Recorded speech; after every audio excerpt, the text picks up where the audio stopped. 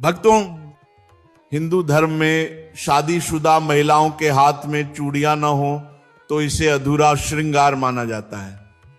आज हम चूड़ियों से जुड़ी ऐसी जरूरी बातों पर चर्चा करने वाले हैं जिनका हर सुहागिन स्त्री के जीवन में बहुत गहरा महत्व है। चूड़ियां किसी सजावट की वस्तु मात्र नहीं होती, यह सुहाग, सौभाग्य और समृद्धि का प्रतीक मानी गई हैं। सबसे पहली बात, चूड़ियों का संबंध सीधे सीधे पति की लंबी आयु से माना गया है। 16 श्रृंगार में चूड़ियों का अपना विशेष स्थान है, लेकिन इन्हें धारण करते समय कुछ नियमों का पालन करना आवश्यक है। जब भी चूड़ियां धारण करें तो ध्यान रखें कि आपका मुंह दक्षिण दिशा की ओर न हो। यही नहीं, कांच की चूड़ियां सबसे शुद्ध मानी जाती है, परंतु कांच की चूड़ियां खरीदते समय उन्हें ठीक तरह से जांच लें। कई बार चूड़ियां पहले से ही हल्की सी छिटकी होती हैं। टूटी हुई कांच की चूड़ियां बेटियों द्वारा पहनने पर पिता और भाई को धन हानि का योग बनता है। इसीलिए चूड़ियां खरीदते समय हर चूड़ी को अलग अलग घुमाकर देख लें। अगर आपको कोई टूटी हुई चूड़ियां मिले तो उन्हें अलग रख दीजिए और फेंक दीजिए। इससे कोई दोष नहीं लगता, क्योंकि टूटा हुआ आभूषण कभी शुभ नहीं माना गया। लेकिन यदि चूड़ियां टूटी नहीं है, सिर्फ पुरानी हो गई है, पहनने लायक नहीं लगती, तो अब उनका क्या करना चाहिए वो भी आगे बताऊंगा। सबसे पहले भक्तों, अगर आप चाहते हैं कि माता लक्ष्मी की कृपा आपके घर पर सदैव बनी रहे तो इस ज्ञान को ध्यान से सुनिए, क्योंकि ये केवल पारंपरिक बातें नहीं बल्कि पीढ़ियों से परीक्षित नियम है। अब अगला नियम, जब भी चूड़ियां पहने तो दोनों हाथों में बराबर संख्या में चूड़ियां ना पहने। एक हाथ में कम और दूसरे में अधिक चूड़ियां पहनना शुभ माना गया है। जैसे बाएं हाथ में 9 हो तो दाएं हाथ में 10। अगली बात, चूड़ियां धारण करते समय बाल खुले नहीं होने चाहिए। अगर बाल छोटे हैं और बांधना संभव नहीं है तो सिर पर पल्लू कर ले और फिर चूड़ियां पहने। सोने की चूड़ियों के संबंध में विशेष नियम कहा गया है कि उन्हें कभी भी एक हाथ में अकेले न पहने। अगर सोने की चूड़ियां पहनी हैं तो दोनों हाथों में धारण करें। एक हाथ में सोने की चूड़ी और दूसरे में घड़ी या ब्रेसलेट पहनना शुभ नहीं माना गया है। अब बात आती है शाखा, पोला या कंगन के बारे में। जब भी आप सिंदूर लगाएं तो उंगली में बचा थोड़ा तो सिंदूर कंगन या पोल में लगा दें। इससे सुहाग की रक्षा होती है और दांपत्य जीवन में स्थिरता आती है।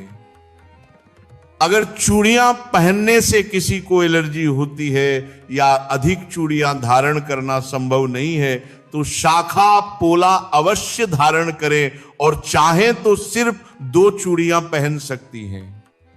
यह अशुभ नहीं माना जाता। यदि आपने नई चूड़ियां पहन रखी हैं और घर में कोई अशुभ समाचार आ जाए तो वे चूड़ियां दोबारा किसी पूजा में मत पहनिए, क्योंकि वह अब पवित्र नहीं रही।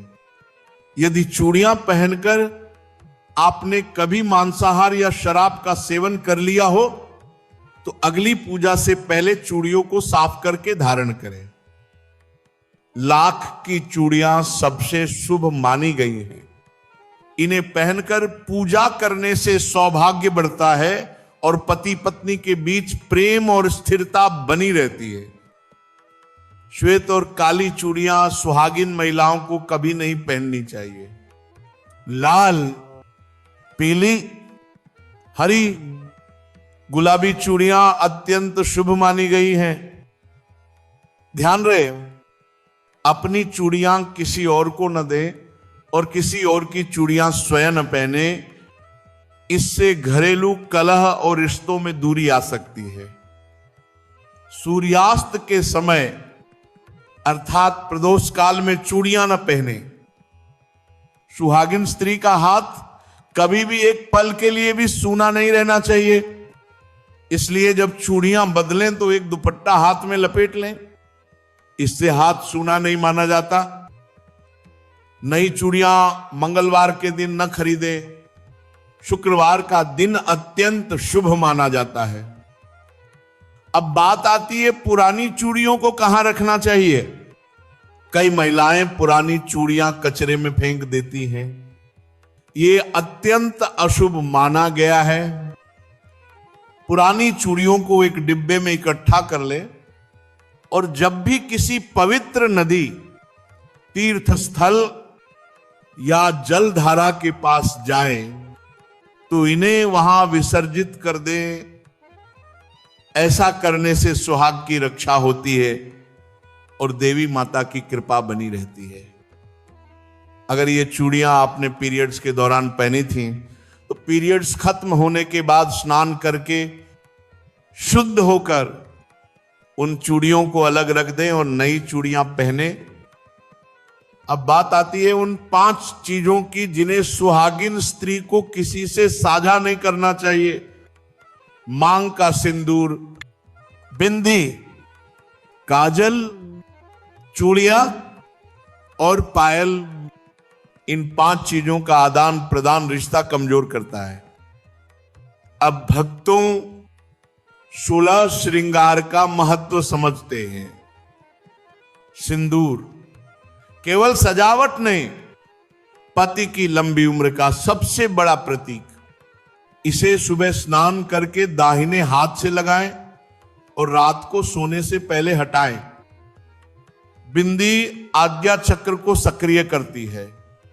लाल गोल बिंदी शुभ, काली बिंदी सिर्फ नजर दोष के लिए। काजल केवल श्रृंगार नहीं, मां का असली स्नेह। लेकिन काजल शुद्ध होना चाहिए। घी से बना हुआ काजल सबसे उत्तम माना गया है। नथ विवाहिता का पवित्र चिन्ह।